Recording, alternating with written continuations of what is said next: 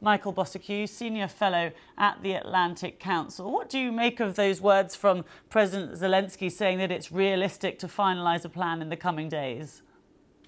Good to be with you. Well, I don't know where these talks will go, given that we have seen the United States position every time they speak to the Ukrainians or speak to the Europeans, they seem to catapult back later to the Russian side.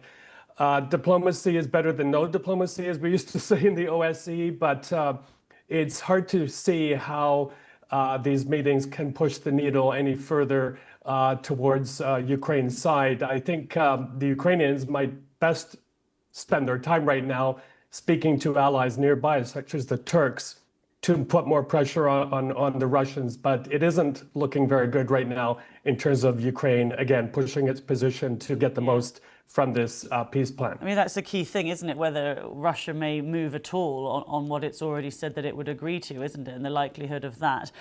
We've seen in the last few hours also, we've been seeing this Ukrainian naval drones hitting 2 Russian oil tankers. It's sort of a bit of an escalation, I suppose, isn't it? In terms of any pressure that Ukraine itself can bring to bear on this, is it mostly the diplomatic route that you think it needs to be focusing on? Both, but Ukraine is doing the right thing, and it has every right to strike at the heart of the Russian war machine. That is the infrastructure that funds it, the oil-producing revenue. It is interesting, this strike, however, it happening in the Black Sea. According to BBC's own reporting, Turkish fire ships helped put out the fire on these Russian tankers that were hit. And I think the Turks would be very concerned because we're not quite sure if it's in Turkish territorial waters, but close enough. And that does escalate things. But surely hitting the shadow fleet of tankers as well as the oil refineries does really put a painful dent in the Russian war machine. One person who's going to be missing from those talks today, obviously, is Andriy Yermak, the chief of staff of Zelensky, and this corruption scandal which is going on in Kyiv at the moment. How significant will his absence be? What impact is that having? Is it undermining Zelensky's authority? It is very significant until we find out from Mr. Zelensky how he will fill this vacuum that has been created by Yermak's sudden departure.